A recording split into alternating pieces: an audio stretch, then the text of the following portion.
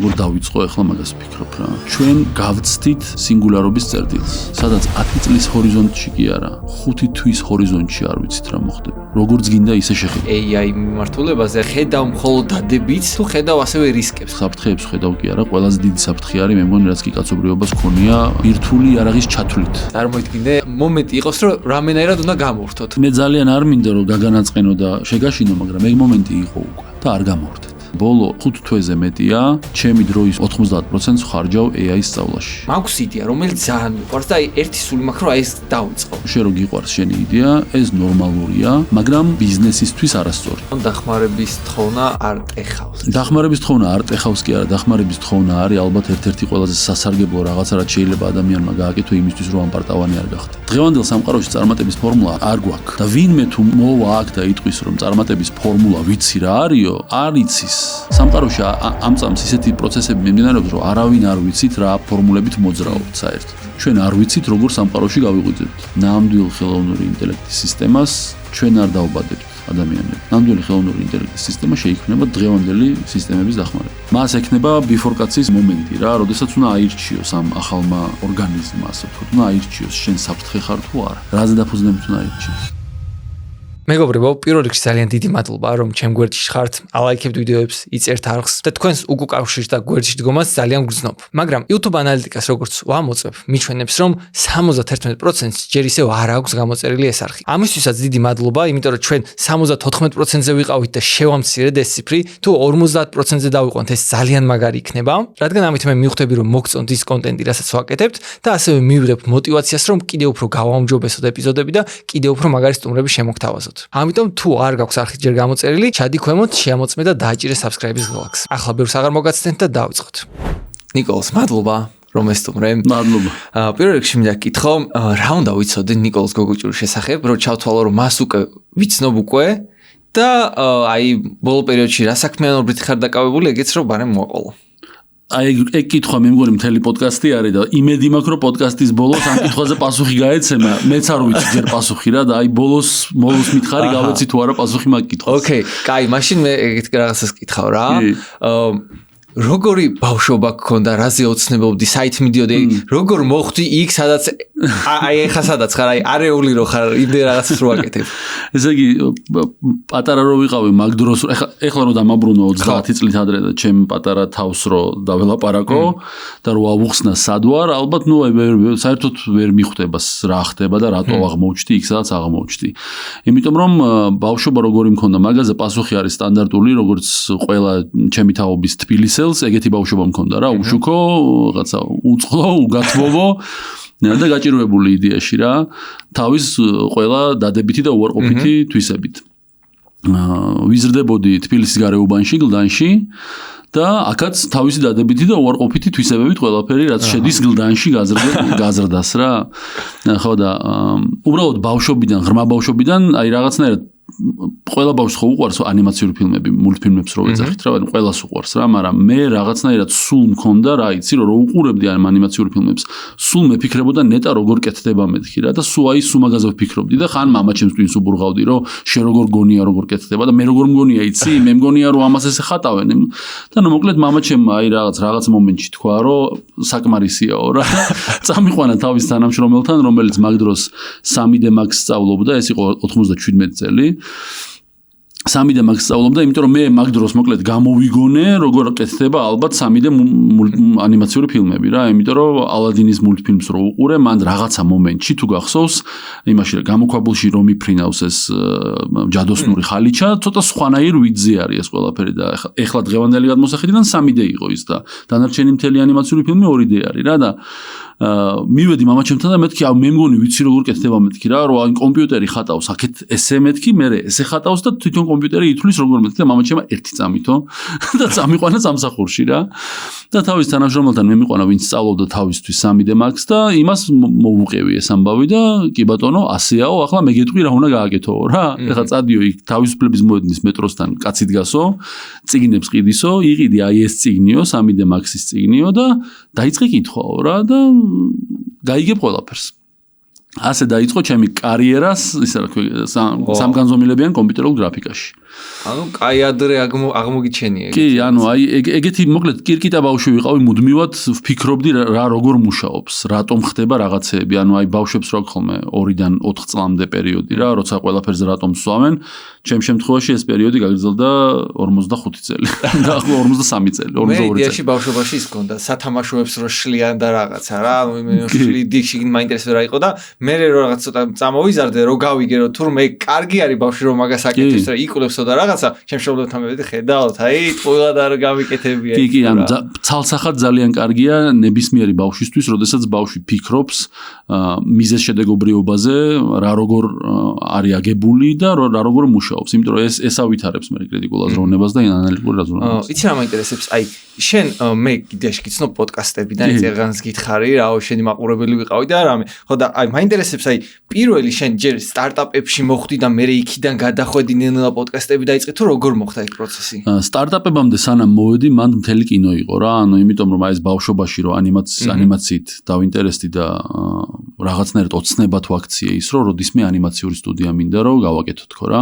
ოღონდ ცხადია ეს იყო ჩვეულებრივი ოცნება, რომელზეც ზოგჯერ რო ფიქრობ და ნუ გსიამოვნებს ფიქრი ამაზე რა. და მე წლების მერე უკვე ჩემი პროფესიით მუშაობდი, ჩემი განათლების პროფესიით მუშაობდი, განათლებით ვარ ტელეკომუნიკაციის ინჟინერი რა, ტექნიკური დავამთავრე, ტექნიკური უნივერსიტეტი, როგორც მამაჩემმა. და ეს რო დავამთავრე, მე მაგ დროს შენდებოდა ტელეკომპანია იმედი და მან დავიწყე მუშაობა ჩემი პროფესიით რა, ანუ სატელიტები, სიგნალები აქედან იქიდან რაღაც და ვმუშაობდი ჩვეულებრივად რა და რაღაცა მომენტში რენდომად შემხვდა ჩემი ძალიან ღრმა ბავშვობის მეგობარი ზურა. და ზურას მოუყევი რომ აი აქ მუშაობის მან რომ მუშაობო შენო ხო რაღაც 3D-ებიო და გრაფიკები და რაღაც ხო მეთქი ნუ აი როდისმე მეთქი ანიმაციურ სტუდიას გავაკეთებდი ნამუშევრები გააქო და კი მეთქი თან დამქონდა ეს ნამუშევრები მანქანაში რა და ვაჩვენე რომ მეთქი აი ამას ვაკეთებ მეთქი რა და შემომცხო და მითხრა რომ ხვალ მივდივარ და აფუძნებ შენ კომპანიასო რა Okay, I guess. და მოკლედ ასე დავაფუძნე პირველი კომპანია რა ჩემ მეგობარ ჩემ კლასელს, ჩემ ბავშვობის, ანუ ერთად მოვდივართ, მოკლედ ძმაკაც თემოს ვთხოვე, რომ მეთქი ესეთ ამბავში ვარ, მეთქი კომპანიას ვაფუძნებ და აზრზე არა ვარ, მაგრამ დირექტორი მჭირდება მეთქი რა და შენ უნდა იყო ჩემი დირექტორი მეთქი რა და იმანაც I guess და ესე წავედი დავაფუძნე ჩვენი პირველი ანიმაციური სტუდია გავაკეთეთ რა, Orange Studio დავარქვით და დავიწყეთ აი ესე რა, ოღონდ საქართველოში მაგ დროს ვიღაცებს რო თავაზობდი რომ ანიმაციას გავაკეთებ, ჯერ 9 საათიანი ლექცია უნდა ჩაგეტარებინა რა არის ეს, რასაც თავაზობ და მე გეკითხებოდა ძალიან მომაკვდინებელ კითხვას რა და მე რაში მჭირდება. ეგეთ სიტუაცია იყო, ანუ ჩვენი გაყიდვები იყო ეგ რა, რომ დავდიოდით ლექციებს ვატარებდით რა არის გრაფიკა და მე ლექციებს ვატარებდით იმაზე, რაში ჭირდება ეს სამშენებლო სექტორს მაგალითად ან სარეკლამო სექტორს ან იმას. და ეგ ეტაპი გადავახეთ და აი დღეს მაგალითად მაგ ბიზნესს აგძელებ? არა, ნახე, მანდ ისტორია უფრო ცოტა სხვანაირად გაგრძელდა. ეგ ეტაპი თავიდან რა თქმა უნდა ვერ გადავლახეთ, პირველი 2 წელი აი ესე დავდიოდი და ვიღაცებს ხვდებოდი, cold call-ი რა იყო არ ვიცოდი, cold meeting-ი რა იყო არ ვიცოდი და ვაკეთებდი ამას რა. და ეს ზურა მოკლედ მათრახით მედგა თავზე და მეუბნებოდა რომ ეხლა შენი ამოცანა არის ის რომ შენ უნდა იარო რაც შეიძლება ბევრ შეხვედრაზე და რაც შეიძლება ბევრი უარი მიიღო. მაშინ არ მესმოდა რატო უნდა გამეკეთებინა ეს, მაგრამ ვაკეთებდი რა, ანუ ვენდობოდი ზურას და მეთქი ოკეი. და ამან იმდენად გაწვრთნა ჩემი უარის მიმღებლობა, რომ როგორც აღმოჩნდა ეს ძალიან მერე გამომადგა რა და 2 წლის შემდეგ აი ერთხელაც აი ესე რაღაცნაირად გამოვიდა ერთი შეკვეთა რა, ანუ ერთი შეკვეთის მერე 2 შეკვეთა გამოვიდა, 2 შეკვეთის მერე მთელი თბილისი ალაპარაკდა იმაზე, რომ 3D, ანუ 3D ანიმაცია ძალიან კარგია და საბოლოო ჯამში 2007 წელს, 2008 წლის დასაწყისში ჩვენ ვიყავით ალბათ ყველაზე აქტიური ანიმაციური სტუდია, რომელიც აკეთებდა არქიტექტურულ ვიზუალიზაციებს. საქართველოში პირველი 3D პრინტერი ჩამოვიტანეთ მე იმისთვის, რომ მაკეტები გვეკეთებინა. $75,000 დაგვიჯდა, წარმოიდგინე პიანინოს ხელა მაკეტის ის იყო, რა ქვია, 3D პრინტერები იყო მაშინ რა, ანუ ძალიან დიდი ხნის წინ იყო ეგ ამბავი და ჩამოვიტანეთ ეს პრინტერი, ხალხი მოდიოდა და რიგში დგებოდა, რომ ჩვენს შეგვიკვეთავთ და ჩვენ შეგვიკვეთავთ და ძალიან ბევრი შეკვეთები იყო დალაინაფებული და მე და ჩემმა კოფაუნდერებმა, მე თემომ და მარიკამ გადავწყვიტეთ რომ დავისვენოთ. ანუ ისეთი დიდი პერიოდი გველოდება წინ, რომ მოდი ცხოვრებაში ერთხელ დავისვენოთ რა. ოღონდ ფული არ ქონდა, ვისესხეთ, ანუ ბანკის ესხები გავაკეთეთ, წავედით თურქეთში. 7 აგვისტოს ჩავედით სასტუმროში და ტელევიზორი ჩავრთეთ. და მოკლედ იქვე აღმოჩნდა, რომ არც ერთი შეკვეთა აღარ გვექნება. მე ჯერ თბილისში საქართველოში როგორ დაუბრუნდით, ეგ ცალკე ისტორია იყო, იმიტომ რომ ომის დროს დაიკეტა ეს საზღვრები რაღაცები. და მე დაახლოებით წელიწად ნახევარი აღარ იყო შეკვეთები. მე თუ გახსოვს 2008 წელს ფინანსური კრიზისი დაიწყო მსოფლიოში და თან უძრავ ქონებას დაარტყა ამან. და აი ესე ჩვენი კომპანია, რომელიც 15 კაციანი გუნდი იყო, უკვე საკმაოდ დიდი სტუდია ვიყავით, რავი, საქართველოში მაშინ ვინ იყო კიდე ეგეთი 15 კაციანი სტუდია, 1-2 შეიძლება რა. და მოგვიწია ესე დაშლა. ასე რომ პირველი კომპანია, რომელიც დაუფუძნე, მოკვდა. 2009 წელს დაახლოებით რა. თუ ბიზნეს მართავთ, გეცოდინებათ რამდენად რთულია ფინანსებისა და მარკეტინგის ერთდროულად კონტროლი. სწორედ ამიტომ საქართველოს ბანკი გთავაზობთ ბიზნეს მენეჯერის ერთიან ციფრულ პლატფორმას. საიდანაც თქვენი კომპანიის მთავარ პროცესებს ერთ სივრცეში მართავთ. აქ დაგხვდებათ ორი მთავარი ინსტრუმენტი: გადახდების მენეჯერი და ეც მენეჯერი. გადახდების მენეჯერი დაგეხმარება დაკონტროლოთ შემოსავლები სახლიდან გაუსვლელად და სრულიად ციფრულად დაამატოთ გადახდის ისეთი მეთოდები, როგორიცაა პოსტ-ტერმინალი, ბმულით გადახდა, Apple Pay, Google Pay ან ონლაინ განვადება. ხოლო ეც მენეჯერი მარკეტინგულ კამპანიებში გიწყობთ ხელს. მისი მეშვეობით შეგიძლიათ შექმნათ პლუს ქულების შეთავაზებები, кэшბექები, ფასდაკლებები და თქვენი შეთავაზება ზუსტად შერჩეულ აუდიტორიას საქართველოს ბანკის 1.800.000-ზე მეტ მომხმარებელს გაუზიაროთ მობაილ ბანკში. მოკლედ საქართველოს ბანკის ბიზნეს მენეჯერი გაძლევთ ყველაფერს, რომ დაეყრდნოთ რეალურ მონაცემებს და მიიღოთ სწორი გადაწყვეტილებები. ბიზნეს მენეჯერის ლინკი მოცემულია ვიდეოს აღწერაში. და მე რეიწყება რისი ერა? მე რეიწყება სხვანაირი ერა. მე ცოტა სტაგნაციაში ვიყავი, ანუ ვაგრძელებდი შეკვეთებზე მუშაობას რაღაცა, მაგრამ ხო ხდები, ანუ აი აპარატზე შეერთებული პაციენტივით ვიყავით, არავინ რო არ იცის როგორ გადარჩება ან არ გადარჩება და 2012 წლის ბოლოს უკვე როგორ იმაზე ვიყავით, იცი რომ თავი გიჟი რო გონია რა, რომ არ გამოდის ეს საქმე და შენ მაინც აწვევი, არ გამოდის და მაინც აწვევი და თან მაგდროინდელი საქართველოს ეკოსისტემა რო წარმოიდგინოთ, გინდა ტექნოლოგიური და გინდა კრეატიული რა, არავინ არავისთან არ კონტაქტობს. ყველას ხო ვიცნობთ თბილისში, მაგრამ არავინ არავისთან არ კონტაქტობს საერთოდ რა, ანუ თითქოს ყველას ის არის რა ქვია, მოწინააღმდეგე და მეტოქე რა და დავიწყეთ მე და ჩემმა პარტნიორმა დავიწყეთ წუწუნი მაგაზე რა, რომ რაღაც რაუბედურებაა რა ამ სფეროში, ჩვენ გარდა არავინ არ არის კაცო, რატო არ ვიცნობთ, რატო არ ვლაპარაკობთ არავისთან რა. და დავიწყეთ ძებნა მოკლედ და ვიპოვეთ გოგიტა და ვანო, ჩემი პარტნიორის ლევანის მეგობრები იყვნენ და შევხვდით და ერთად ვიწუწუნეთ ესე რა და მოკლედ ამ წუწუნმა მიგვიყვანა იქამდე რომ ბოლოს თქვით რომ კი მარა აი რო არსებობდეს რაღაცა ასოციაცია ან გაერთიანება სადაც ყველა დიზაინერი, ყველა გრაფიკის სპეციალისტი და ყველა ეგეთი ტიპი იქნება, აზახა რა კარგი იქნება, მითაფებს გავაკეთებთ და რაღაც და უცებ თქვით რომ და ჩვენ რატო არ ვაკეთებთ მაგას და წავედით და გავაკეთეთ ესეთი ასოციაცია არის CG Georgia. კომპიუტერული გრაფიკის და ვიზუალური ეფექტების განვითარების ასოციაცია 2013 წელს დაუფუძნეთ რა. და ანუ შემდეგი სერია მოკლედ ჩემი ცხოვრების ეგ იყო რა, რომ მარტო ვარ, გიჟი ვარ თუ არა ვარ გიჟი და ვარ თუ არა ამ ქვეყანაში ეგეთი ტიპები, ვინც კრეატიულ ინდუსტრიას აშენებს რა. 0 ადამიანიდან დავიწყეთ 4-მა და რავი დღეს უკვე გამორთული ვარ მაგ საქმიდან და გადაბარებული არის ახალგაზრდა თაობისთვის, ასე ვთქვათ, ეგ ამბავი, მაგრამ ხო ხდები, ანუ 0-დან 2013 წელს დაწყებული community დღეს 50,000 ადამიანი არის, გამოცდილებას უზიარებენ ერთმანეთს რაღაც და ჩვენი პირველი მიზანი მაშინ იყო ორი რაღაცა რა, რომ ერთი დაუნერგოთ რაღაცნაირად გამოცდილების გაზიარება რა, იმიტომ რომ ჩემზე ჭკვიანი ტიპები იყვნენ ინდუსტრიაში, მე ვიღაცაზე ჭკვიანი ტიპი ვიყავი, გამოცდილი ტიპი ვიყავი ინდუსტრიაში, ოღონდ არ გქონდა ბმა კომუნიკაციის რა. და დავიწყეთ უფასო სემინარების ჩატარება, ლექციების ჩატარება, რაღაც ვეხვეწებოდით უნივერსიტეტებს, რომ გეხვეწები დაგვითმე აუდიტორია, რომ მოვიდეთ დაინტერესებულ ტიპებს წაუკითხოთ. რა თქმა უნდა, უმეტესობა უარი გვითხრა, მე კავკასიის უნივერსიტეტმა შეგვიშვა გვითხრა, რომ კვირა დღეს არაფერი არ ხდება და თუ გინდათ შედითო და მან ვატარებდით უფასო სემინარებს რა და ბავშვები, ანუ ასაკი როგორ იყო იცი, ანუ 12 წლიდან 60 წლამდე ხალხი მოდიოდა, უბრალოდ რომ მოესმინა როგორ ხდება მუშაობა გრაფიკულ ბიზნესში, ასე ვთქვათ, რა, კომპიუტერული გრაფიკის ბიზნესში. ეგ ერთი ამოცანა იყო, რომ რაღაცნაირად გაზიარება დაგვენერგა და მეორე ამოცანა იყო, ყოველთვის გვინდოდა რომ საქართველოში არსებობდეს რაღაცა აი ფესტივალივით ტიპი, რომელზეც აი ყველა ერთმანეთს დავინახავთ რა. ოღონდ ეგ როგორი ასევე ოცნება იყო, იცი, რომ აი დრო და დრო რო ქსიამონებს მაგაზე ფიქრე, მაგრამ იცი რომ არა რეალისტურია რა. და მოკლედ მაგ დროს ეგ ამბავი რომ ჩავიფიქრეთ, პარალელურად აღმოჩნდა, რომ ჩვენ პარალელურად ვიღაცა სხვა კომანდა ჩალიჩობდა თამაშების ინდუსტრიის განვითარებაზე იგივენაირად რა, ანუ ერთმანეთის დანახვას ცდილობდნენ game developer-ები რა, IGDA გააკეთეს ასოციაცია და ვიცნობდით ერთმანეთს და დავპარტნიორდით იმ ამბავში, რომ მეთქი ჩვენ თქვენ მოგეხმარებით, თქვენ ჩვენ მოგვეხმარეთ და რაღაცნაირად community ერთად იყოს რა. და დაახლოებით იგივე დროს, მოკლედ ეკონომიკის სამინისტროს ICT დეპარტამენტის ჰედი ირაკლი ხაშიბაძე გვეუბნება, რომ შემხვდით. ხვდებით და ამბობს, რომ ესეთი ამბავია, ინოვაციების სააგენტოს შექმნას ვფიქრობთ და რავი, კითხვა ისმის, community არის, ვისთვისაც ეს სააგენტო უნდა შეიქმნას თუ არ არის. ხო და ჩვენ ვთქვით, რომ აი ფესტივალი ჩავატაროთ, game jam-ები ჩავატაროთ და დავინახავთ რა, community არის თუ არ არის და მოკლედ ასე ეკონომიკის სამინისტრომ ფართი იქირავა ამ ივენთებისთვის და დანარჩენი ყველაფერი თქვენქენითო რა.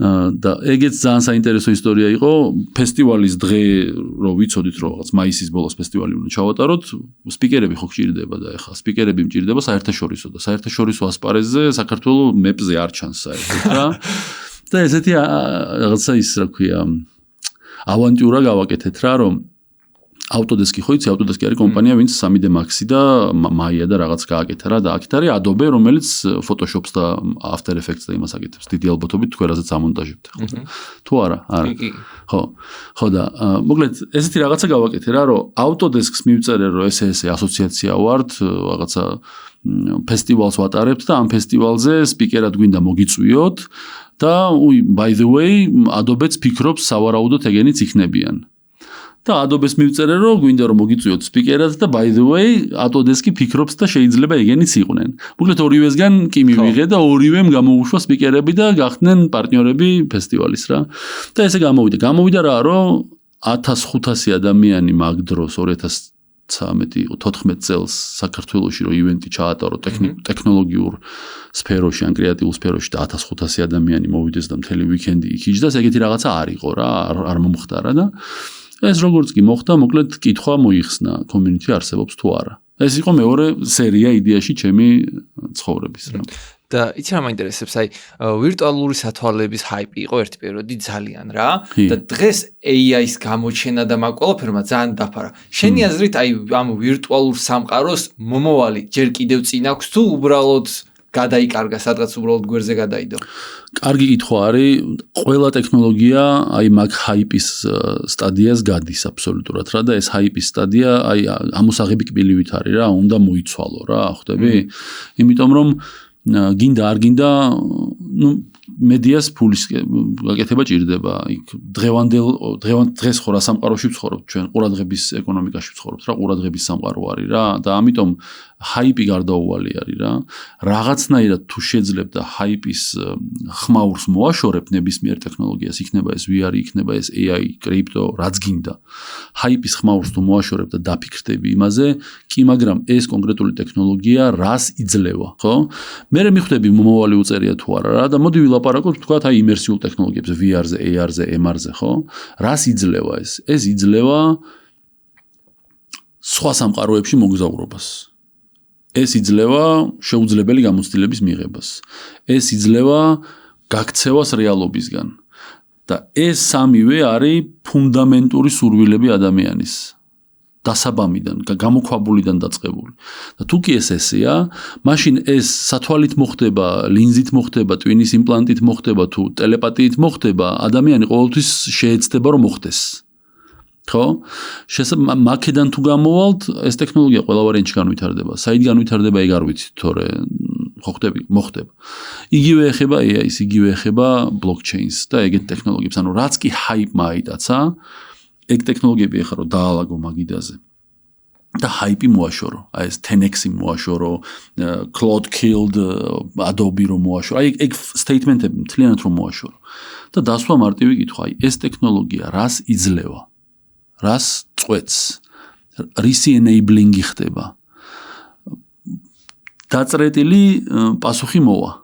და ეს პასუხი თუ ფუნდამენტში ზის ადამიანის საჭიროებების ან სურვილების დიდი ალბათობით გრძელ ვადაში განვითარდება. თუ არ ზის, ესე იგი მარტო ჰაიპია, ცარიელი ჰაიპია რა. ამ ტექნოლოგიურ სამყაროში მომავალს როგორ ხედავ შენ? აი მომავალ 10 წელიწადს. კარგი კითხვა არის, ოღონდ ნახე ეხლა აი ამ მომენტიდან, ამ პასუხის ამ მომენტიდან ვინც გინდათ, რაც გინდათ იფიქრეთ, მე ნუ მეკამათებით, იმიტომ რომ ახლა ვილაპარაკებ ჩემს აბსოლუტურ სუბიექტურ აზრს, რომელიც დაფუძნებულია ჩემ ანალიზზე. ჩვენ როგორ დავიწყო ახლა მაგას ვფიქრობ რა. ჩვენ გავცდით სინგულარობის წერტილს. ხო იცი სინგულარობის წერტილი რა არის? სინგულარობის წერტილი არის რის მერეც არ ვიცით. ანუ აი შავ ხვრელს რო შეხედავ, შავი ხვრელი გარედან რომს დაინახო, შიგნით რაღაცა წერტილის იქით სინგულარობა არ ვიცით რა ხდება. ფიზიკა მარიცის. სინგულარობის წერტილს ამ კუთხით გავცდით. ამიტომ ჩვენ ამ წამს ვიმყოფებით სამყაროში, სადაც 10 წლის ჰორიზონტში კი არა, 5 თვის ჰორიზონტში არ ვიცით რა მოხდება. როგორც გინდა ისე შეხედე, გინდა ტექნოლოგიურად, გინდა პოლიტიკურად, გინდა ეკონომიკურად. იმიტომ რომ სამივე ამ კომპონენტმა ძველი მოდელი ამოწურა. ხო? ეკონომიკამ ძველი მოდელი ამოწურა. ყველა თან ხდება იმაზე, რომ ეკონომიკური მოდელი შეიცვლება. როდის შეიცვლება არ ვიცით, მაგრამ მალე. ტექნოლოგიამ ძველი მოდელი ამოწურა. ხო? იმიტომ რომ ყველა თან ხდება იმაზე, რომ ტექნოლოგიური ნახტომი თუ არ მოვახდინეთ ახლა, არ ეყოფა იმას, რაც საჭიროებებიც ახლა გვაქვს. ხო? და პოლიტიკამ ძველმა თავისთავი ამოწურა. ყველა თან ხდებით იმაზე, რომ პოლიტიკური ნახტომი თუ არ გააკეთა სამყარომ, ჩვენ ერთმანეთს გავანადგურებთ. მაგ გზაზე ვართ. შესაბამისად, თუ ამ სამივე კომპონენტში ნახტომი იგეგმება რა, ნახტომი საჭიროა და ეს ნახტომი მოხდება, თავის დეფინიციით ჩვენ არ ვიცით როგორ სამყაროში გავიღვიძებთ. შესაბამისად, ჩემი აზრით, კი კარგი კითხვა არის, მაგრამ ეგ კარგი კითხვა არის 2020 წელს. დღეს მაგ კითხვას კი არ უნდა ვსვამდეთ და მეც რაღაც რჩევად მიიღე თუ გინდა რა. დღეს უნდა ვსვამდე როგორ კითხვას, იცი? აი ამ წამს რა იცვლება, რა არის შეცვლის პროცესში. და რო შეიცვლება, ეგ რას გამოიწვევს. ყოველ მოცემულ მომენტში. ანუ ახლა უნდა ერთადერთ რაღაცაზე ფიქრობდე, ესე იყურებოდე ირგვლივ და ფიქრობდე რა იცვლება. მუსიკაში რა იცვლება, სახვით ხელოვნებაში რა იცვლება, პოლიტიკაში რა იცვლება, ეკონომიკაში რა იცვლება, საზოგადოებაში რა იცვლება და ეს რო შეიცვლება, მე როგორი შედეგი იქნება და როდის. ამაზე ფიქრი, იმას კი არ მოხსენ, გულთმისანი კი არა ხარ, კი არ გამოიცნობ. უბრალოდ ამაზე ფიქრი გაძლევს საშუალებას, რომ შენი დაკვირვებები მოწესრიგდეს. და უფრო მეტი შანსი არის მე რომ დროზე გამოიგონო ის რაც უნდა გამოიგონო. ისე ეხა მე რო ვაკვირდები რა, აი ზოგადად აი ამ ფინანსურ სამყაროს აქციები, კრიპტოვალუტა, ზოგადად აი სიტუაციას თითქოს ყველაფერი რაღაც შეიფუთა, ლამაზად მიდის და აი თითქოს აი რაღაც დიდი ბუშტი გაიბერა, რომელიც ეხა უნდა გასკდეს რა. აი ფინანსური სამყაროს აი ძალიან ამ წუთას ვფიქრობ, რომ ზედმეტად გადაბერილია ყველაფერი რა და აი მე პირადად აი ველოდები რომ რაღაცა უნდა მოხდეს, რომ ცოტა ხალხი დამშვიდეს, ჰაიპით ჩაწყნარდეს, რომ რაღაც ნაბიჯები გადაიდგას რა. კი ბატონო, შენი აზრით რა ჩააწყნარებს ხალხს და ჰაიპს? ხო, ჩემი აზრით. დღევანდელ სამყაროში. მაგაზე არ მიფიქრია. და ალბათ პასუხი ჯერ არც მაქვს რა. აი მოდი ეხლა ვიფიქროთ ერთად. ანუ მაგისთვის მოვედი მე რომ შენთან ერთად ვიფიქრო. იმიტომ რომ ჩემი აზრით ან ნახე შენ პოდკასტს ქვია ეს რა ქვია წარმატების ფორმულა, ხო? დღევანდელ სამყაროში წარმატების ფორმულა არ გვაქვს. და ვინმე თუ მოვა აქ და იტყვის რომ წარმატების ფორმულა ვიცი რა არისო, არ იცის. იმიტომ რომ სამყაროში ამ წამს ისეთი პროცესები მიმდინარეობს, რომ არავინ არ ვიცით რა ფორმულებით მოძრაობთ საერთოდ. და მოდი ვიფიქროთ. მე ეს პოდკასტთან რომ დავიწყე ეგეთი აზროვნება მქონდა, რომ აი ყველა წარმატებულ ადამიანს ექნება რაღაც აი მომენტები, რასაც აი ვიპოვი კავშირებს, შევკრავ და გამოვიმუშავებ მაგ ფორმულას. კი ბატონო. და იმდენ ისტორია მოვისმინე, ყველა იმდენად განსხვავებულია, კავშირი აი მინიმალური აი ისეთი არ არის, რომ თქვა, რომ აი ეს წარმატების ფორმულაა. და მგონი დღეს ხვდები, რომ არ არსებობს მართლა. თუმცა მანდაც არ ჩემი აზრით არსებობს გამოსავალი რა. გამოსავალი არის ის, რომ შენ ფორმულას კი არ ეძებდე, შენ ეძებდე ფუნდამენტური თვისება რა იყო, რომელმაც ეს ფორმულა აპოვნინა ადამიანს. და ეს ფუნდამენტური თვისება შეიძლება იყოს 3, 4, 5, მეტი არა, ხო? და ეს ფუნდამენტური თვისება შეიძლება მუშაობდეს ნებისმიერი ტიპის სამყაროში. მაგალითად, რისკის მიმართ ამტანობა დიდი ალბათობით ნებისმიერ სამყაროში საჭიროა, ხო? მაგალითად, ანალიტიკური და კრიტიკული აზროვნების უნარი, როგორც სკილი, ხო? საჭირო არის. მაგალითად ის რა ქვია, ცნობის მოყარეობა დიდი ალბათობით ცვალებად სამყაროში ერთ-ერთი ფუნდამენტური უნარია. ხო? ეგ უნარები შეუძლია ადამიანს რომ გამოიმუშაოს? აბსოლუტურად. ყველა უნარი შეიძლება გამოიმუშაო. იმიტომ რომ ეს გაფეტიშება ნიჭის ჩვენ საზოგადოებაში, ჩვენ კულტურაში არის ეგ რა, ნიჭის გაფეტიშება რა. მოდის იქიდან რომ ზოგადად ჩვენ როგორც საზოგადოება არ ვართ მორგებულები გეგმაზომიერ რუტინულ სამუშაოზე. ჩვენ შემოქმედება გვიყვარს, ანუ კონცეპტუალიზაცია გვიყვარს, მაგრამ ახსრულება არ გვიყვარს, გაიგე? და ამიტომ ჯობია მირჩევნია, რომ ჩემ შვილს ჩავძახო, ნიჭი ამთავარი, ვიდრე მუშაობა ამთავარი, იმიტომ რომ მე მაგალითს ვერ ვაძლევ, გაიგე? ანუ აქედან შეხედე რა. და დღევანდელ სამყაროში ეგ აღარ მუშაობს, იმიტომ რომ ნიჭი აქვს ყველას. ხო, დემოკრატიზაცია მოხდა მაგის, ანუ იმიტომ რომ ნიჭი რა არის? ნიჭი არის თანდაყოლილი მიდრეკილება რაღაცა უნარებისკენ. და ეგ იმდენად შეერია კაცობრიობა ერთმანეთს, რომ ძალიან პატარა განსხვავება არის ნიჭიერებაში სხვადასხვა საზოგადოებებს შორის დღეს. და მაშინ რა არის შენი გამოსავალი? შენი ინსტრუმენტი რა უნდა იყოს? ინსტრუმენტი უნდა იყოს დისციპლინა და შრომის მოყვარეობა. შრომის უნარიანობა კი არა, შრომის მოყვარეობა. კი არ უნდა გიწევდეს შრომა, უნდა გევასებოდეს. ვიდეოები, რომლებიც 100,000-ობით ნახვას აგროვებენ, მიზეზი გამართლებაში არ არის. ეს სწორი სტრატეგიის შედეგია. გაინტერესებს, რატომ არის შენი Reels-ის, TikTok-ის და Shorts ვიდეოების ნახვები ერთ ნიშნულზე გაჭედილი? საქმე თამაშის წესების არცოდნაშია. მე წლებია კონტენტს ვქმნი და ვტესტავ თუ რა მუშაობს რეალურად. ვიდეოს ბედი პირველივე წამებში ხდება და კრეატორების 90%-ის მთავარი შეცდომაც სწორედ ეს არის. თუ დასაწყისი სუსტია, მაყურებელი უბრალოდ ჩასკროლავს. ყურადღების შენარჩუნება კი დღეს ნამდვილი სუპერძალაა, რომელიც პირდაპირ ითარგმნება წარმატებულ ბიზნესსა და შემოსავლის დაში. ჩემი ახალი კურსი ზუსტად ამ სუპერძალას გასწავლის. კამერის შიშის დაძლევიდან დაწყებული, ტელეფონით ხარისხიანი ვიდეოს გადაღება, მონტაჟითა და კონტენტის შემოსავლის წყაროდ ქცევით დამთავრებული. კურსი 20-ზე მეტი ვიდეო გაკვეთილისგან შედგება, ხოლო სამ კურსი ჩაიშვება და ყველასთვის ხელმისაწვდომი გახდება. გაიარე წინასწარი რეგისტრაცია, რომ პირველმა გაიგო კურსის შესახებ და მიიღო გარანტირებული 70%-იანი ფასდაკლება მხოლოდ წინასწარი დაინტერესების გამო. ლინკი აღწერაშია, მოასწარი რეგისტრაცია. ისე ბევრთან რა კიდე რომ ისაუბრეთ, საინტერესო რაღაცა აღმოაჩინე რა. ყველაზე ხშირად თავის თავს იცი რას ურჩევდნენ ხოლმე, აი ბიზნესმენები, რომლებმაც რაღაც მიაღწიეს, აი ეუბნებოდნენ, რომ აი სხვას უფრო რა, რომ აი იყავით უფრო დისციპლინირებული, იმიტომ რომ მე ეგ მაკლდა. აი ეგ ძალიან საინტერესო მომენტია, იმიტომ რომ აი რო ფიქრობდი აი უყურებდი ეგეთ ჭრილს, ოკეი, ვარ დისციპლინი, ყველაფერს ვაკეთებ, მაგრამ რაღაცა ვერ ვახცევ წარმატებას თქო და მე რო დავინახე, რომ ეს ადამიანები არ იყვნენ დისციპლინირებულები და იქნება შეცდომით ვაკეთებ თქო რა და მე გივი გიორგაძე მყავდა და მაგას ვკითხე და მაგან ძალიან საინტერესო რაღაც მიპასუხა, რომ მითხრა, რომ ანუ რეალურად ისინიო ჩემი აზრით უფრო კარგად, იმიტომ მსჯელობენ, რომ მიხვდნენ რა დააკლდათო რა და ეგ დანაკლისი უფრო მარტივი შესამჩნევიაო, აი ეს რო გამეკეთებინა უფრო უკეთესი იქნება ვიდრე აი პირდაპირ რაღაც მოყვესო რა და ეგ ძალიან საინტერესო ის იყო. შენი აზრით ისე ბარემ კითხვას მივაბავ აქვე.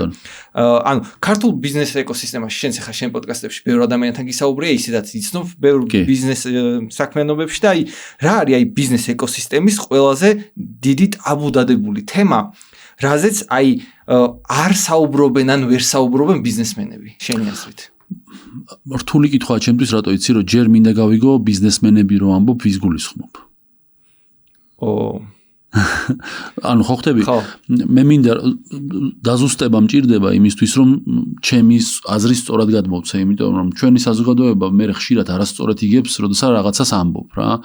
ანუ მე ხო საქადაგებლად არ მოვედი, მე მოვედი უბრალოდ ჩემი აზრების გამოსახატად და შენ დამიძახე, რომ ჩემი აზრები მოისმინო და მოასმენო სხვას.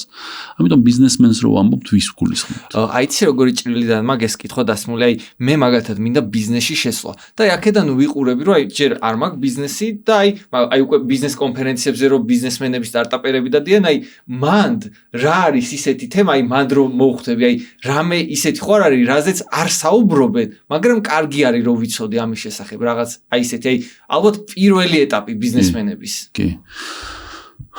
აი ყველაზე მარტივი რაც მახსენდება არის ის, რომ არასდროს არ საუბრობენ, მათ შორის მენტორა ტიპები, ვინც არიან, ვინც ამენტორებენ ხოლმე ანტრეპრენერებს და დამწყებ ბიზნეს ხალხს, არ ეუბნებიან იმაზე, რომ ჩვენ ძალიან გვიყვარს მოტყუება ხალხის საზოგადოებაში. აი ეგეთი წიგნი არსებობს, ვისაც გაინტერესებს, წაიკითხეთ, დედის ტესტი ქვია, the mom test, რომელშიც აღწერილი არის მეთოდოლოგია, როგორ უნდა ჩაატარო customer ინტერვიუები, ისე რომ customer-მა არ მოგატყუოს რა. და customer-ი იმიტომ კი არ გატყუებს, რომ მატყუა რა კაცო. customer-ი გატყუებს იმიტომ, რომ არ გაწყენინოს. აი შენ რომ მიდიხარ და ეუბნები, რომ აი ეს ჩემი პროდუქტია და აბა რას ფიქრობ, მოგწონს? არ გეტყვის, რომ არ მომწონს და საზიზღრობაა, ხო? და აი ამ ტყუილს როგორ გადაახტე, მაგ მეთოდებს გასწავლის ეგ წიგნი, მაგრამ რასაც ბიზნესში არ გიყვებიან და არ გასწავლიან, დღემდე ჩემ დროს ხო არ გასწავლიდნენ, ჩემ დროს საერთოდ არაფერს არ გასწავლიდნენ, მაგრამ ახლა რასაც არ გასწავლიან ეს მენტორა ტიპები არის ის, რომ განსაკუთრებით ჩვენნაირი კულტურებში გულისხმობ კვაზიაზიური რაღაცნაირი ტრადიციებზე და საზოგადოებები, ანუ კომუნაზე დაფუძნებული კულტურები რაც არის რა, ანუ აი ჩვენ თურქები, აზერბაიჯანი, სომხეთი, იქით აზიისკენაც ბევრი მიდრეკილები ვართ რისკენ იცი რომ ოღონდ არ ვაწყენინო სტუმარს, ეს სტუმარი ხო ღვთის არის. ოღონდ არ ვაწყენინო სტუმარს და ყველაფერზე წავალ, მოვიტყუები, ყველაფერ დავაჯერებ რომ მომწონს რაღაცა. ამიტომ რასაც არ გამზადებენ ეგ არის რა, რომ შენ რომ მიდიხარ ბიზნეს შეხვედრაზე და შეთავაზება გაქვს და შენი ამოცანა როგორც დამწყები ანტრეპრენერის არის, ერთადერთი რა გაყიდვა კი არ არის. შენი ამოცანა არის პასუხი მიიღო კაცო, ღირს თუ არა.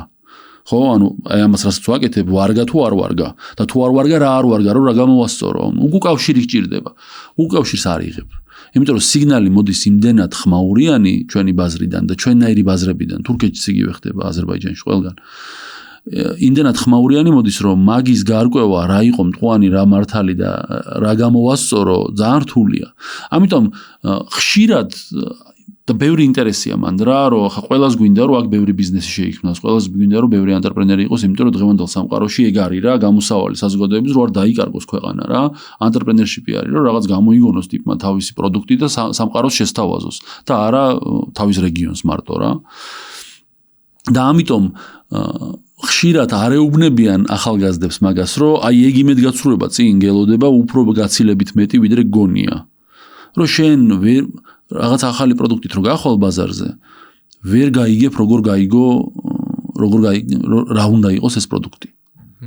გიწევს რომ ლატარია ითამაშო, რომ აი მე რაც გამოვიგონე, თავსებადი იქნება თუ არა სამყაროსთან რა. არის საზოგადოებები, ანუ არის ქვეყნები და კულტურები, სადაც გაცილებით ადვილია ამ პასუხების მიღება. მაგალითად, არ ვიცი, სკანდინავიაში ეგ პრობლემა არ შეგექმნება. ხო, მიხვალ ტიპთან ბიზნეს შეხვედრაზე შეთავაზებ, არ მოეწონება, გეტყვის, არ მომწონს, აი ამიტომ, აი ეს რო კონდეს, მე გამომიარე. და აქ რასაც გეტყვის, ის ხმაურია. ისე ეპიზოდის დასაწყისში შენ ხშირად რა ძირითადი ყურადღება გამახვილე ერთ საინტერესო მომენტზე. არ ვიცოდიო რომ ანუ ეს უარი უნდა მიმეღო ამ ბიზნესშიო ბევრიო. მაინტერესებს აი ნახე, მე როცა ვარ აი სტარტაპ ეხა ვიწყებ რა და მაქვს იდეა რომელიც ძალიან მიყვარს და აი ერთი სული მაქვს რომ აი ეს დავიწყო და აი მივდივარ და მეშინია რომ ამაზე დამავარებენ იმიტომ რომ ჩემთვის ბევრს ნიშნავს როგორ უნდა გადავლახო ეს ყველაფერი რომ აი უარი შიში არ მქონდეს და აი ეს ჩემი საყვარელი საქმე თუ რაც არის გავაკეთო. ოკეი. ადამიანი რაღაცა იდეას რო იგონებს ნეიროფიზიოლოგიურად ემოციური ბმა ისეთი იბადება, როგორც დაახლოებით მშობელს და შვილს შორის არის ხოლმე რა. ანუ შენ წეგან ძალიან სწორი სიტყვა იხმარე, მიყვარს ჩემი იდეაო რა. ეხლა მე ძალიან ადვილად შემიძლია მოგიშორო ეხლა ამ კითხვაში და გითხრა, ნუ შეიყვარებ შენ იდეას კაცო. შეიყვარე მომხმარებელი და მისი პრობლემა და ეგ იდეა, ან ესეთი იქნება თუ ისეთი იქნება, ნუ შეიყვარებ.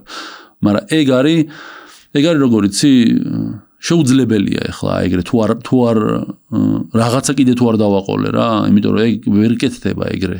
იმიტომ რომ ნეიროფიზიოლოგიურად შენ რო იდეა გამოიგონე, შიგნიდან გრძნობ რომ ეს შენი შვილია. მაგრამ შენი კითხვა ძალიან რთულია, რატო იცი რომ მე რო ეხლა შენ კითხო რომ 6 წლის შვილი მყავს მე, უმცროსი. როგორ აღზარდო ისე რომ კარგი გაიზარდოს.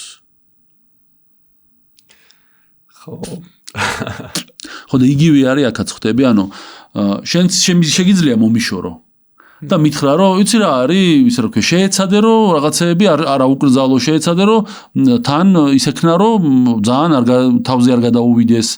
როგორ? აი ეხლა მოდი ვილაპარაკოთ როგორზე რა. ნუ ერთი არის ის რომ შენ თავს ჯობია რომ ხშირად შეახსენო ის რომ შენ რო გიყვარს შენი იდეა ეს ნორმალურია მაგრამ ბიზნესისთვის არასწორი იმიტომ რომ შენი ამოცანა არ არის რომ ეს იდეა გამოვიდეს რა არის შენი ამოცანა ბიზნესის პირველ ფაზაში როგორ ფიქრობ ბიზნეს პირველ ფაზაში ალბათ დავანახოს ხუებ ჩემი იდეის სარგებელი აბა ისევ ფიქრობ როგორც მშობელი არა შევეშოთ ერთ წამი ჩემი იდეას გავიგო ხალხი ისევ იგივეზე მივდივარ მიდი ხალხი ჭირდება თუ არა ჩემი პროდუქტი არა შენი პროდუქტი აქ არაფერ შუაში არ არის შენი ამოცანა არის გაიგო ხალხს რა პრობლემა აქვს რომლის მოგვარებაც შენ შეგიძლია ამ პროდუქტით და ეს პრობლემა რატომ არის პრობლემა რატომ არის პრობლემა იმიტომ რომ პრობლემები ბევრია კაცო მაგრამ თუ არ იცი ეს პრობლემა რატო არის პრობლემა შენ მას ვერ მოაგვარებ ისე როგორც საჭიროა ან ჯობია ჯერ მაშინ ეგ პრობლემა ვიპოვო და მერე დავიწყო იდეაზე ფიქრი რა თქმა უნდა და როგორ ფიქრობ რატო არის რომ ყველაზე წარმატებული კომპანიები ძირითადად რა დიდი ნაწილი იწყება იმით რომ ფაუნდერს თვითონ აწუხებდა პრობლემა და მაგის მოსაგვარებლად გააკეთა კომპანია იმიტომ რომ საბოლოო ჯამში ბიზნესის 0-დან 1-მდე გზა გადის მხოლოდ მაგაზე რამდენად სწორად გაიაზრე პრობლემა რამდენად სწორი პროდუქტი დაუპირისპირე მას და რამდენად გააგებინე რომ ეს თავსებადი არის ხო ეს 0-დან 1-მდე ერთის მერე ბრაზეს გინდა იმაზე ვილაპარაკოთ ოპტიმიზაციაზე ბიზნეს მოდელებზე ამაზე მაყუთის შოვნაზე ეგ ყველაფერი გასაგებია და საბოლოო ჯამში ბიზნესის დანიშნულება არის shareholder-ების values მაქსიმიზაცია საბოლოო ჯამში ანუ ბიზნესი ბოლო გაჩერებაზე ეგ არის პრობლემაზე ნაკლებად ფოკუსირდება თავის shareholder-ზე მაგრამ სანამ შენ მასშტაბს მიაღწევ შენ ეს გზა გადის ამაზე ეს გზა გადის ანუ შენს გარეთ მყოფ რაღაცებს და არა შიგნით შენ როგორც გამომგონებელმა შენი საქმე გააკეთე და დაამთავრე მაშინ როცა პროდუქტი გამოიგონე ამის მერე შენ გამომგონებელი კი აღარ უნდა იყო შენ ამის მერე უნდა იყო გამომძიებელი ხო ანუ ეგ ქუდი უნდა მოხსნა სახში ჩამოკიდო და თქვა რომ გამოვიგონე უკვე ხო ყოჩახ მიშო ეხლა წავედით გარეთ და მოდი გამოვიძიოთ პრობლემა ეგ არის თუ არ არის და თუ არის ეგ პრობლემა ვისი პრობლემაა და თუ ვისი პრობლემაა ვიცით მაშინ ველაპარაკოთ რატო არის ეგ პრობლემა და რატო არ წყვეტენ ამ პრობლემას იმიტომ რომ ნახე ეს კითხვები რაც ახლა დავსვი ეს კითხვები ყველა რას კრავს შენ კონკურენტულ უპირატესობის გამოვლენას კრავს შენ ბიზნეს იმის კასტომერის სეგმენტებს და კრავს შენი პროდუქტის რაობას ანუ შენ აქეთ ვერ გამოიგონებ ამას იქით უნდა გაიგო რა ხდება ისე დღეს ახლა ბიზნესის დაწყებას რო ფიქრობს ადამიანი ნუ ყოველ შემიჭრილიდან რო ველაპარაკო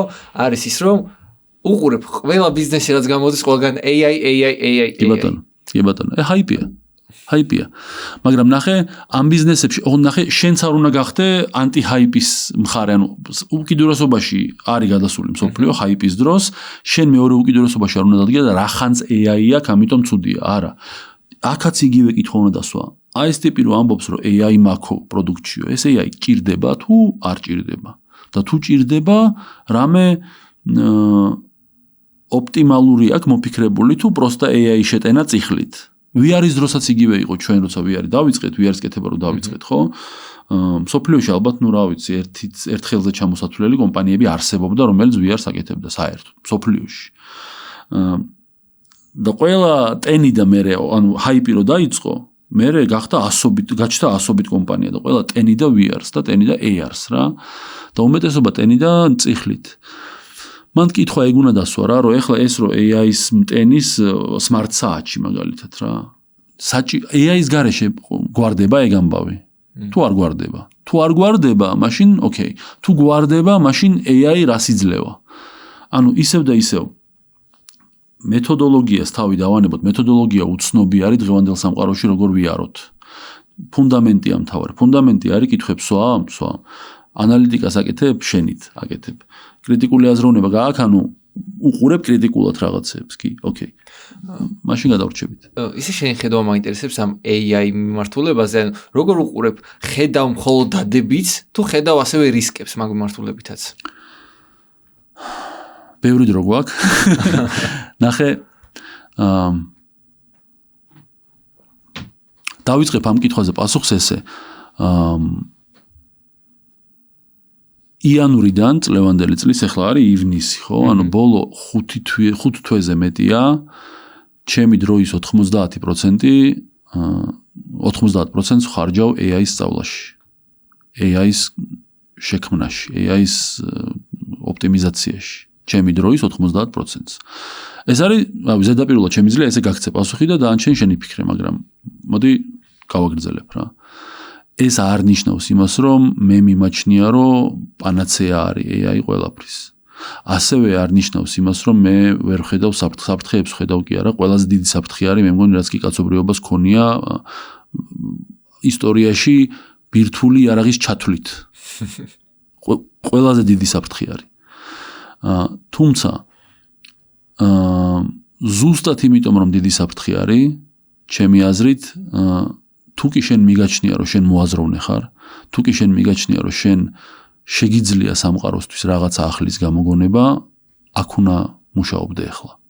იგივე არის, რაც 1950-იან წლებში იგივეს გეტყოდი სავარაუდოდ, რომ ცოცხალი ყოფილიყავი, იგივეს გეტყოდი ატომურ ფიზიკაზე, ან ბირთვულ ფიზიკაზე და ბირთვულ ტექნოლოგიებზე რა. იმიტომ რომ ზუსტად იქ სადაც ხედავ ყველაზე დიდ საფრთხეს, იქ უნდა მუშაობდე იმისთვის, რომ რამენაირად დააბალანსო ეს საფრთხე.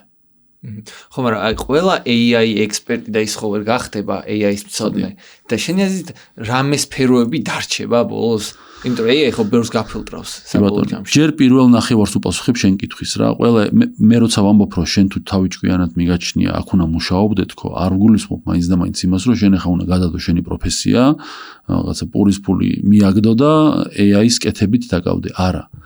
უბრალოდ შენ პროფესიის შიგნით უნდა ფიქრობდე იმაზე, ეს ტექნოლოგია რამეში გამოდგება თუ არა, იყენებდე მას, მაგრამ უფრო მთავარი რა არის რა, რომ და დავესესხები, მოგავდატი არის ეგეთი ყოფილი Google X-ის დირექტორი იყო რა.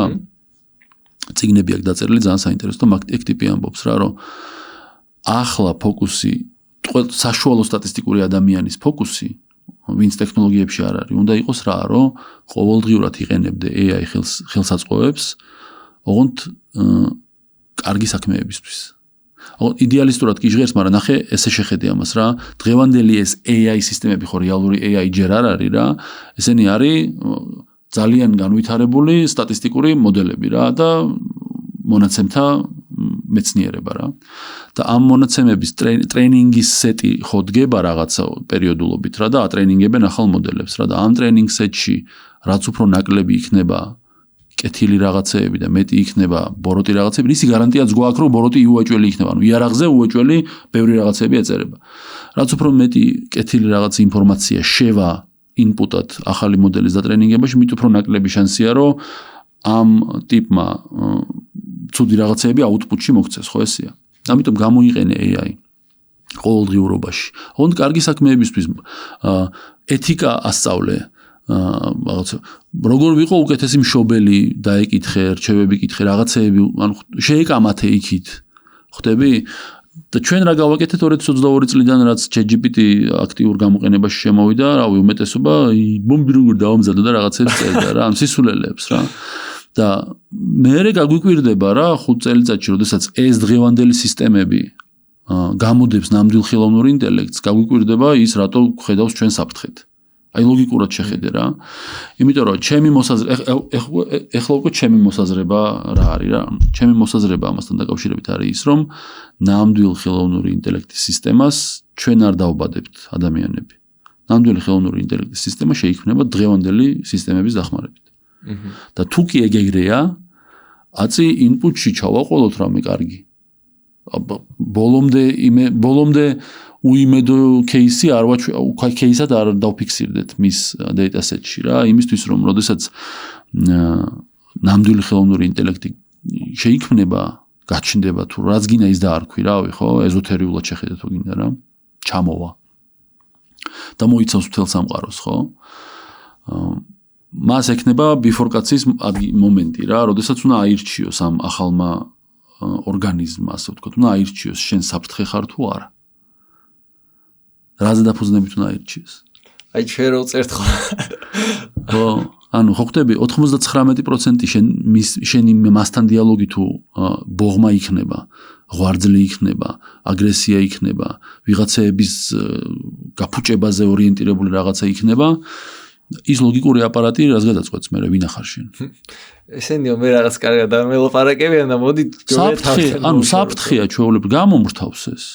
ან და გამანადგურებს და თუ გამანადგურებს მე გავანადგურებ პირველი.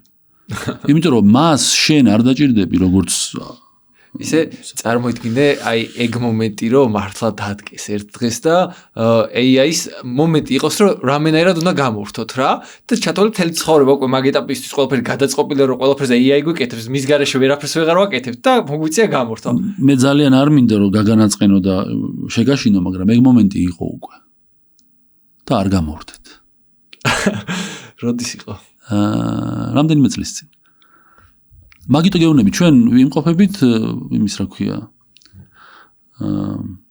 ისეთ უცნობ ტერიტორიაზე ვართ რა სინგულარობას გავცდით ჩემი აზრით შეიძლება ახლა ვინც უყურებს და თავს კომპეტენტურად თulis შეიძლება ძალიან ბევრიც დაწეროს კომენტარებში რომ სისულელეს ლაპარაკობს ეს გოგოჭური კი ბატონო სიამოვნებით ვიქნები მცდარი და სფეროებზე რას ფიქრობ რამე კონკრეტულ შეგიძლია თქვა რომ აი ამას ალბათ ვერასდროს ვერ ჩემი აზრით ეგ არარელევანტური არის რა ანუ რომელი სფეროები გაქრება რომელი არა მოდი ჩვენ ვიფიქროთ რა იცვლება ამ წამს იმიტომ რომ არავინ არ იცის 10 წელიწადში რა გაქრება და რა არ გაქრება არ ვიცით სამ თვეში როგორი ტექნოლოგიური ნახტომი მოხდება არ ვიცით მასკი რო კოსმოსში დეიტა ცენტრს ააშენებს როგორც იქნა რომელსაც გაგრილების პრობლემა აღარ ექნება და დენი შეიძლება რომ იმას ქნას არ ვიცით. ხდები, ამიტომ მოდი ახლა ვიფიქროთ რა, ჩვენ რა შეიძლება ვქნათ იმისთვის, რომ ცუდი მიმართულებით არ წავიდეს ეს ამბავი რა. მაგაზე ფიქრისკენ მოუწოდებ ყველას რა. და სფეროებს რაც შეეხება, ყველაზე ბოლო ალბათ წავა ის სფეროები, რომელშიც ადამიანური ფაქტორი არის გადამწყვეტი. ადამიანური ფაქტორი. ოღონდ ნახე მანდ ექსპეროებიც ხო მუდმივად იცვლება. მაგალითად 5 წლის წინ რო ეგ ამბავი მეთქვა, ეხლა რომ ადამიანური ფაქტორი სადაც მნიშვნელოვანია, არ ვიცი დათო იტყოდა რომ მუსიკოსი არ გაქრება ესე იგი.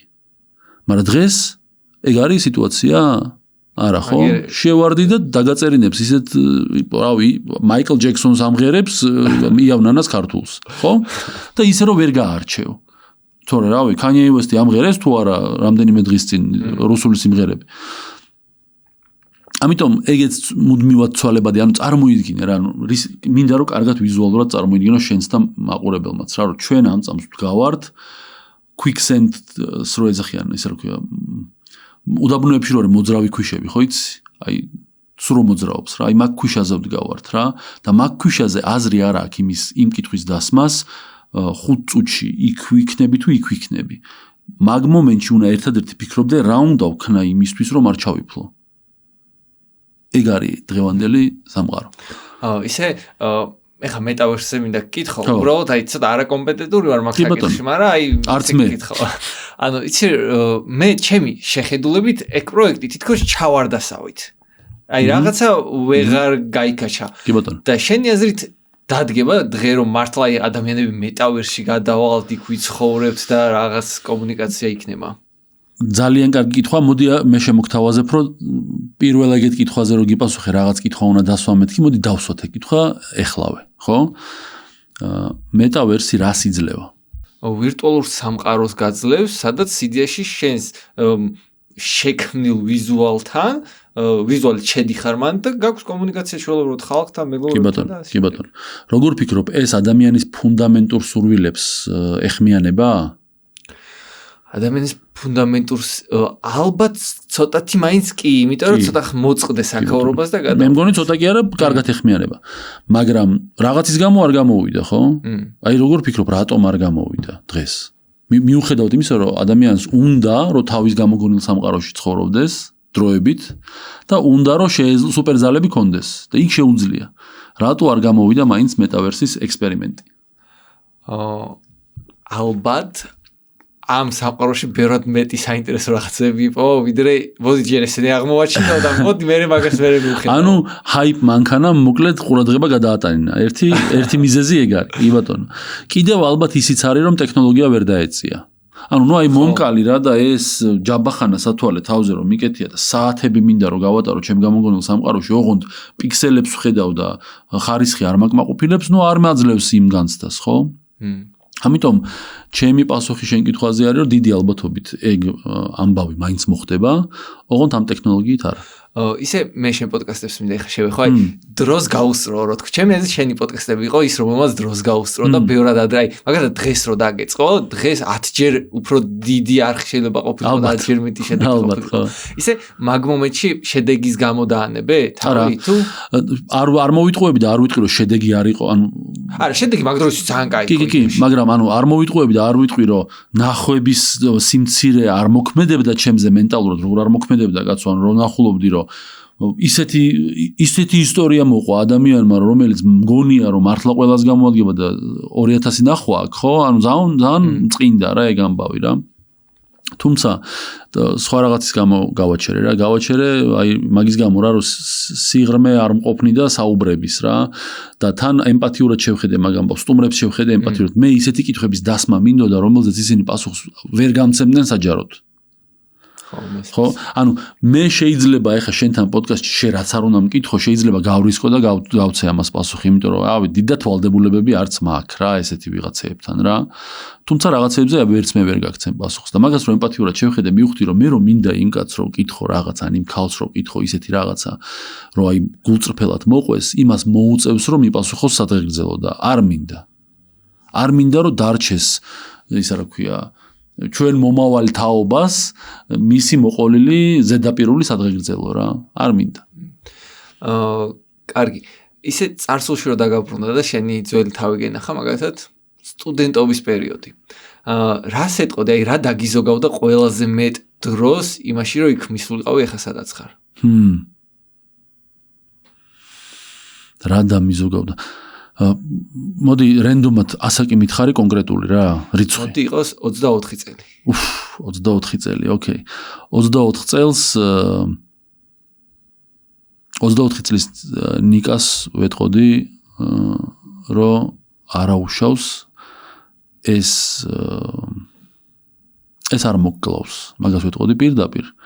და მე ვეტყოდი, რომ უბრალოდ ეხა დაჯექი და დასვი კითხვა, რატომ მოხდა და რა გავაკეთო იმისთვის რომ აღარ მოხდეს.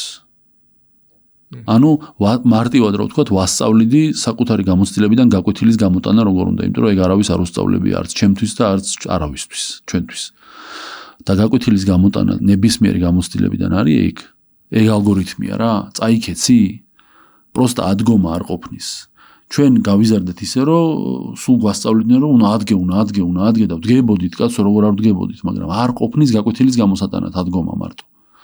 და რამდენჯერაც არ უნდა ადგე, იმდენჯერ წაიქცევი ისევ და იგივე მიზეზით.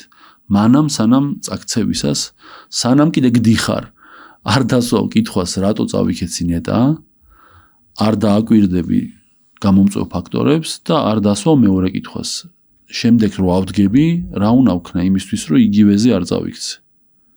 და ეგ არ ვიცოდი. ეგ მეთოდი დეში ბიზნესში ხო ძალიან იდეალურად მუშაობს, აი რომ მიხვდე რა მომენტში უნდა ჩაიხსნა ბიზნეს რომელიც უბრალოდ გკლავს. ზუსტად მაგიტომ ვეტყოდი 24 წლის ნიკას მაგას. იმიტომ რომ ის ჩემი პირველი ბიზნესი საბოლოო ჯამში მაგ გზაზე იყო რომ კლავდა.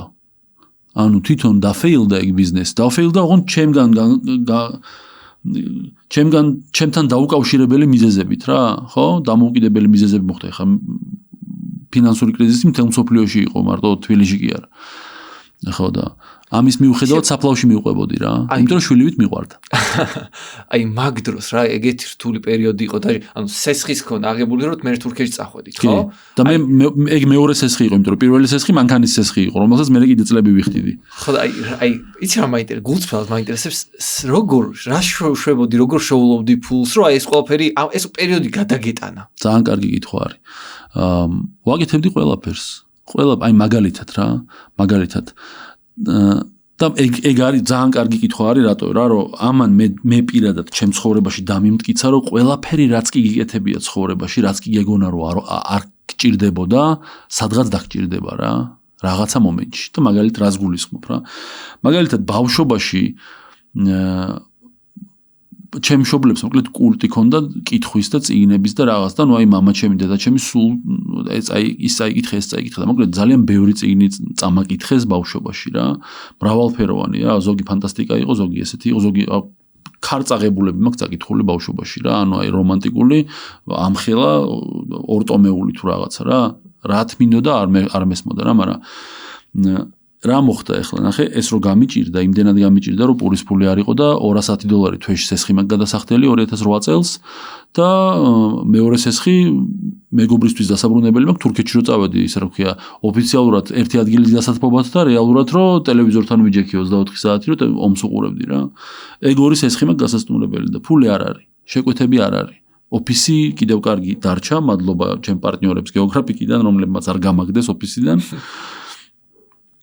რა ვქნა და გამახსენდა უცებ რომ მე ხო ტელევიზიაში ვმუშაობდი და ტელევიზიაში ხო ვიცნობ ხალხს და ჩემი მეგობრები ხო თარგმნას აკეთებენ ფილმების და მე გახმოვანებისთვის იმაშვებიან რა ქვია სუბტიტრებს აკეთებენ და შევეხმიანე ჩემი მეგობრის დედას კეთინოს რომელსაც უთხარი რომ მეთქი ეს შემოსავალი მჭირდება და ადრე უთხოვიათ მოკლედ რა და გადამითარგმნია ფილმები რა და მოკლედ კეთინო რა სისულელია რა თქმა უნდაო და კეთინო ესე როცა იღებდა სათარგმნ ფილმებს ნახევარს მე მინაწილებდა და მიგზავნიდა რომ აჰა ნიკა შენ გადათარგმნე რა და ესე თვეში ზუსტად იმდენ ფულს ვაკეთებდი რამდენიც სჭირდებოდა ერთ ფილმში $50 იხდიდნენ გადათარგმნაში წარმოიდგინე რამდენი ფილმი უნდა გადაგეთარგმნა რომ გადარჩენილიყავი რა და ესე ვიჯექი და ვთარგმნიდი ფილმებს იქ მეორე მეგობარი BP-ში მუშაობდა და იმან რაღაცა BP-ს სათარგმნი გამომიგზავნა ანუ ვიცოდი რომ ეს სკილი მაქვს უნარი მაქვს კაიგი ანუ წერა შემიძლია სწრაფად აზრების დაყოლება წერის დროს შემიძლია ინგლისური ვიცი მოდი გამოვიყენოთ ეს და ვიყენებდი რა და ეს მრავალფეროვანი წიგნების კითხვა ზუსტად მაგაში გამომადგა რომ ეს ფილმები მოდიოდა ხან რომანტიკული კომედიები ხან ისინი და კონტექსტი მესმოდა გაიგე და სწრაფად ვთარგმნიდი ამიტომ რა ერთი ფილმის თარგმნას უნდებოდი რავი 8 საათი როცა ადამიანებს 3 დღე ჭირდებოდა რა ვიღაცებს რა და ამიტომ ესე გამოვიყენე და ესე გადავაგორე ეს პერიოდი კიდე ბევრი რაღაცები რაც არ მახსოვს ახლა და რა ვინმე თუ კიდე დამეხმარა მაგ პერიოდში ბოდიში რო არ გამახსენდა მაგრამ ძალიან ბევრი ადამიანი დამეხმარა მაგის თქმა მინდა რა ანუ დახმარების თხოვნა არ ტეხავს დახმარების თხოვნა არ ტეხავს კი არა დახმარების თხოვნა არის ალბათ ერთ-ერთი ყველაზე სასარგებლო რაღაცა რაც შეიძლება ადამიანმა გააკეთო იმისთვის რომ ამპარტავანი არ გახდე იმიტომ რომ ამპარტავნება არის ის რაც დაგანგრევს თავმდაბლობა არის ის რაც აგაშენებს ანუ ლოგიკურად შეხედე რა თუ ამპარტავანი ხარ შენ ჭერში ხარ უკვე ქვევით იყურები ზევით ვეღარ ახვალ იმიტომ რომ თუ ამპარტავანი ხარ და თუ თავმდაბალი ხარ ქვევიდან ზევით იყურები ესე იგი გზა წინ არის ზევით არის და თუ შენ განვითარება გინდა გენაცვალე თავმდაბალი უნდა იყოს ესე ნახე მე ეგეთი პრობლემა მაქვს ხოლმე შეიძლება აი ადამიანმა რაღაც რომ თხოვს გადავყვები თავზე ყველანაირად დავეხმარები მაგრამ ძალიან მიჭირს ხოლმე დახმარების თხოვნა ხო რას მირჩევდი იმიტომ რომ ფიქრობ ვიღაცები შეიძლება ჩემნაირად არიან აი როგორც მე ზურამ მათრახით დამადგა თავზე და მაძალებდა რომ წავსულიყავი შეხვედრებზე რომ უარი მიმეღო რომ თავმდაბალი გამختارიყავი და უარის მიღება აღარ გამტყდომოდა და ფულზე ლაპარაკი იგივეს გეტყვი შენ თუ გინდა მე დაგადგები მათრახზე და ყოველ დღე გეტყვი რომ ვიღაცებს დახმარებას თხოვე იმიტომ რომ უამრავი მაგალითი შემიძლია მოგიყვანო გინდა ჩემი სტუდენტების და გინდა ჩემი თავის რომ არ მithოვია დახმარება და მე აღმომიჩენია რომ უდიდესი შეცდომა იყო მარტივ მაგალითს გეტყვი რა ახალ სკოლაში რო გადავ სკოლის გამოსვლა მომიწია რამდენჯერმე ახალ სკოლაში რო გადავედი მოკლედ წლების მანძილზე პრობლემა იყო ვიჩაგრებოდი რა მოკლედ სუ ჩხუბობდი სუ მცემდნენ წლების მერე აღმოვაჩინე ჩემი ბავშვობის ძმაკაცი კორპუსიდან რო დამადგა სკოლაში რო სადღაც ერთად უნდა წავსულიყავით და სკოლის უბანში არ ვამბობდი რომ სკოლაში პრობლემები მქონდა იმიტომ რომ მიტყდებოდა რა და ძმაკაცი დამადგა სკოლაში რომ ერთად უნდა წავსულიყავით სადღაც და აღმოჩნდა რომ ტიპი ვისთანაც სულ ჩხუბობდი და ვინც ჩაგრავდა ის ამის ძმაკაცი არის და მაგან მასწავლა რომ უნდა ითხოვო დახმარება მე არ ტეხავს არ არის სირცხვილი ყველაზე ცუდი რჩევა რა მიგიღია მაგის საპირისპირო არ ითხოვო დახმარება არ ითხოვო დახმარება ესე არავის არ უთქვამს მაგრამ არ გააგებინო ადამიანებს რომ გიჭირს აი ეგ რჩევა ხშირად მე მიღია უფროსი თაობისგან რა ჩვენი უფროსი თაობა ეგრე გაიზარდა რა რომ ყველაფერი სახლში უნდა დარჩენილიყო გაიგე და მე იმას კი არ ვიძახი კაცო რომ ტორტლიანი საცვლები უნდა გამოვფინოთ და გარეთ ვირბინოთ და ხალხო მიჭირს არა მაგრამ ყველა ადამიანი ჩემი აზრით განსაკუთრებით დღევანდელ სამყაროში როდესაც ესე ერხევა სამყაროს ადამიანი სოციალური ცხოველია რა და უნდა იპოვო ვისთან არ გიტყდება დახმარების თხოვ და იმას თხოვო რა და იმასთან რომ შეეჩვევი მე შენი ტვინი მოერგება იმაზე რომ ამოიცნო ვის ჯობიას თხოვო რაღაც თემაზე დახმარება რა ისე სკოლის პერიოდში რა ხშირად შემნიშნავს ჩემი თავი ისეთ მომენტებში რომ ამის გაკეთება მეზარება ისე ან მსგავსად ვიყავი მაგრამ დღეს ანუ ეგ მეზარება ბოლოს როდის თქვი არ მახსოვს რა იმიტომ რომ კი როგორ არა ხა ისე რაღაცებზე ცოტა გადადება და რაღაცა არის უბრალოდ ვიცი რომ მჭირდება რა იმიტომ რომ ჩემს გარდა ამას ვერავინ ვერ გააკეთებს და ფოკუსირდები რა და ვაკეთებ მაგ ყველაფერს და შენი აზრით აი ეს დაზარების ფენომენი რატო არსებობს და როგორ შეიძლება გადაილახოს დაზარების ფენომენზე ძალიან ბევრი მილაპარაკია და მიწერია მაგრამ აი მარტივად რო ვთქვა ხა შენი მაყურებლებისთვის არის ის რომ აქაც იგივე ამბავი უნდა დასვა კითხვა რატო მეზარება რა იმიტომ რომ არ არსებობს საყვარელი საქმე რომელიც დაგეზარება ხო ესეა და თუ კი რაღაცა გეზარება ესე იგი რაღაცაში არის სხვაში საქმე სიზარმაცე არის სიმპტომი და სიმპტომზე რატო ვლაპარაკობთ ამდენს არ მესმის რა მოდი ვილაპარაკოთ რა საიდან მოდის ეს სიმპტომი მე არ მინახავს ჯერ ადამიანი ვისაც საქმე უყვარს და ის საქმე აი გლობალურად დაეზარება რა შეიძლება ყველა ადამიანს მოსდის რაღაცა მომენტში აი დაეზარება რა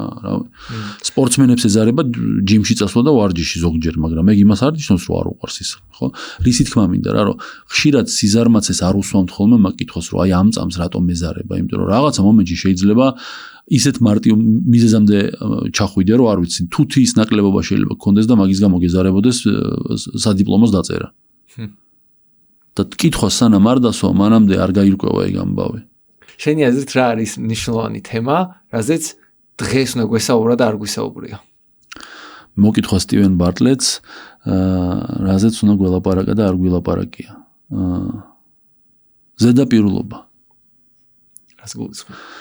რას გულისხმობ და იმას რაც მე ყველაზე ძალიან მაწუხებს ჩემ თავში და ჩვენ საზოგადოებაში იმიტომ რომ ჩვენ საზოგადოებაზე შემტკივა გული თორე რავი ეგ ზედაპირულობა ყველგან არის მოდებული ხა დღევანდელ სამყაროში სადაც დოპამინ addiction-ი გვაქვს ყველას და სკროლვაზე ვართ დამოკიდებულები ყველგან ზედაპირულობა არის იმიტომ რომ ყველა ადამიანები შევეჩვიეთ მყისიერ დაკმაყოფილებას ჩვენი სურვილების ხო სოციალური მედიის ერამ ეგ მოიტანა რა რომ ოდნავაც კი თუ მარტო ხელად იგრძნობ თავს, შეგიძლია ტელეფონი ამოიღო, დასკროლო 15 წუთი და ის მარტოობის შეგრძნება ქრება ზედაპირულად რა. მაგრამ ზედაპირული არის თქო მაგას ვიძახი რა და ეს ამან უკვე გადმოინაცვლა ჩვენ ყველანაირ თვისებაში რა, ჩვენ ანალიზის უნარში, ჩვენ კრიტიკულ აზროვნებაში, ჩვენ კომუნიკაციაში ზედაპირულები გავხდით და ჩვენი საზოგადოება იცოდაც მიდრეკილი იყო მაგისკენ.